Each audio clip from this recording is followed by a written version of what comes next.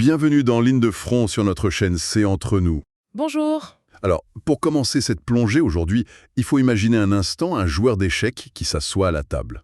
Normalement, la règle implicite, c'est que l'objectif, c'est de mater le roi adverse tout en protégeant ses propres pièces. Ouais, c'est la logique classique, quoi. Voilà, la base. Mais ce joueur-là, il regarde le plateau, il évalue un peu la situation, et il décide de faire tout autre chose. Il sort une allumette et il met délibérément le feu à l'échiquier. Ah ouais, carrément. C'est ça.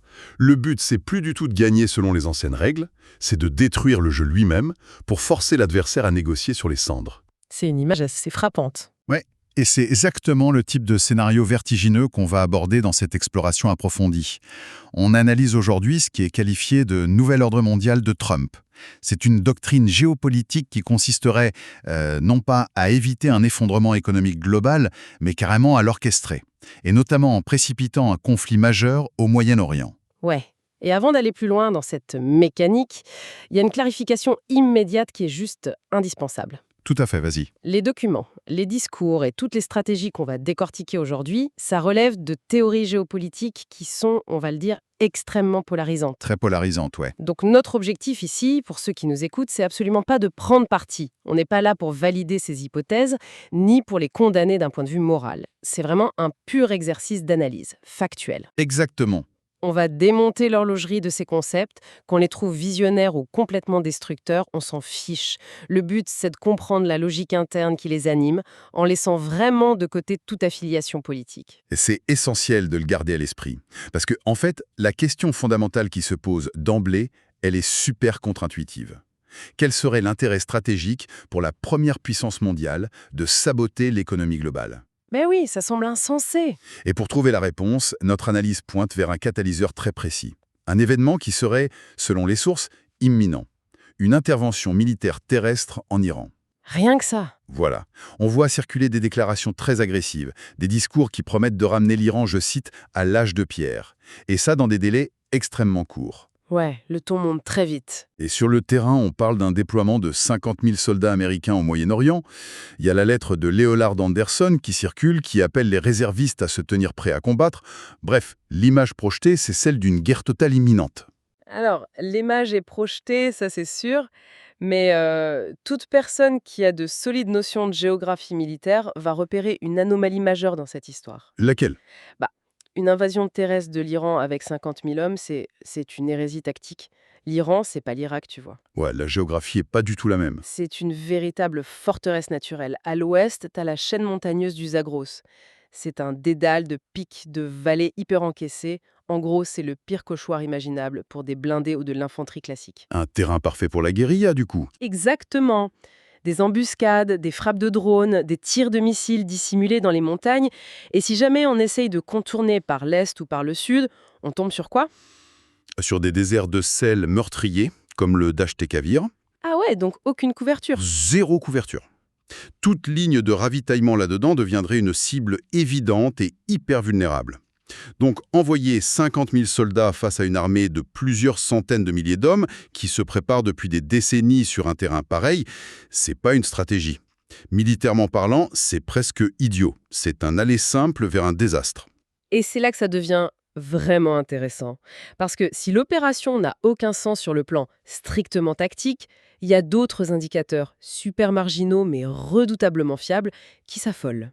Ouais, les fameux signaux faibles. C'est ça. Ça suggère qu'une action ne tourne bien en préparation.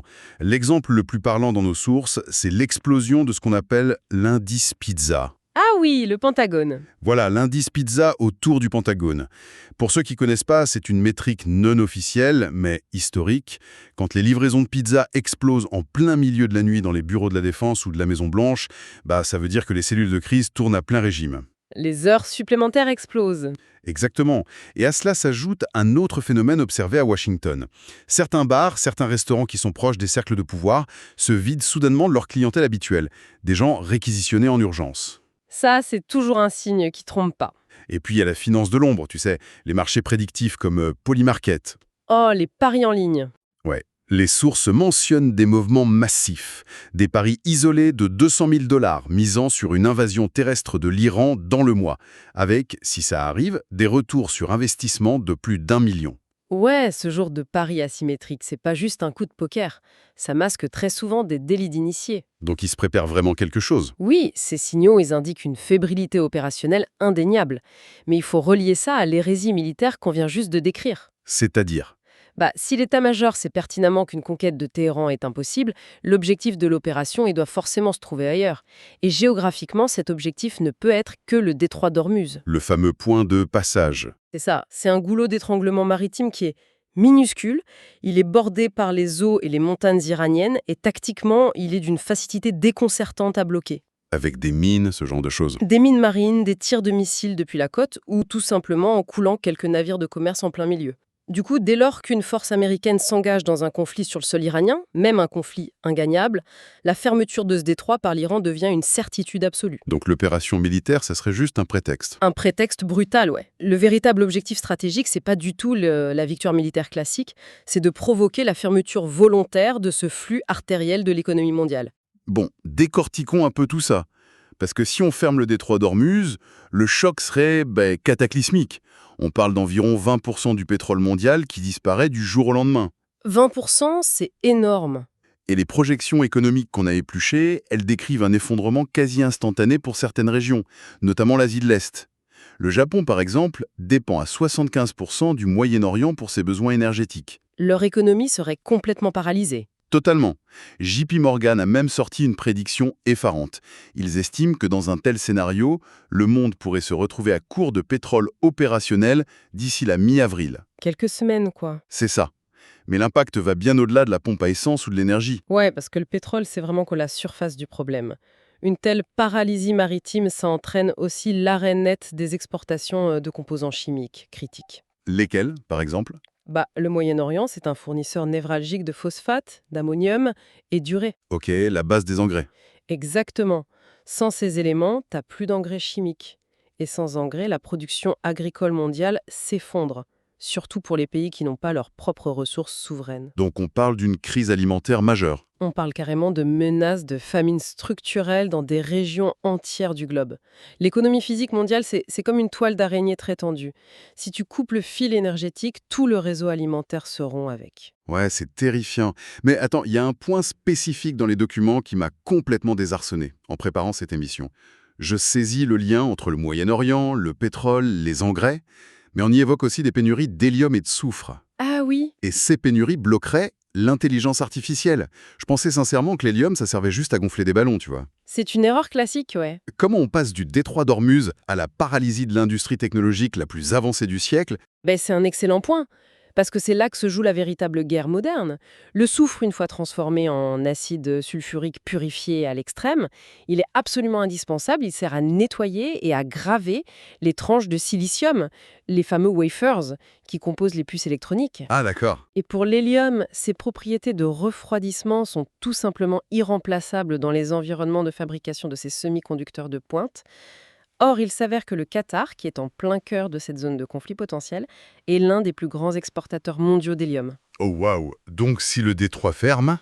Si le détroit ferme, l'approvisionnement mondial de ces éléments ultra spécifiques s'arrête net. Par conséquent, les usines à Taïwan ou ailleurs ne peuvent plus produire les puces nécessaires aux énormes fermes de serveurs. Et sans ces puces, pas de serveurs, pas de développement de l'IA. L'expansion de l'intelligence artificielle est stoppée net. C'est une vulnérabilité totale. Ok, donc si je reprends mon analogie du joueur d'échecs, renverser volontairement le plateau, c'est priver l'adversaire de pétrole, de nourriture et de technologie d'un seul coup, pour forcer tout le monde à jouer à un nouveau jeu dont on possède les seules règles.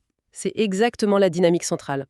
Et si tu regardes les cartes des ressources mondiales, l'analyse montre très clairement qui sont les vainqueurs de ce chaos. Qui s'en sort dans un scénario pareil? Si le Moyen-Orient est hors jeu, quelle zone géographique dispose encore d'une abondance d'eau douce, de terres arables et d'énergie?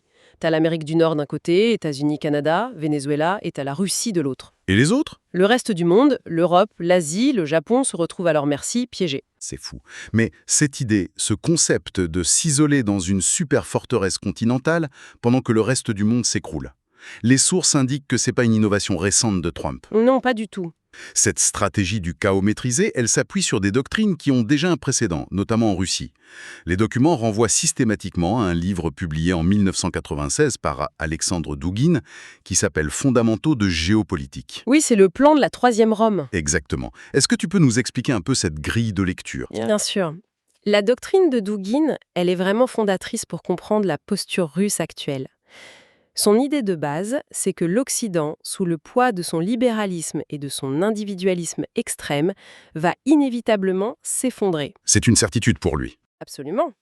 Et face à ça, la Russie ne doit faire aucun effort pour s'intégrer ou sauver ce système. Au contraire, elle doit s'en extraire.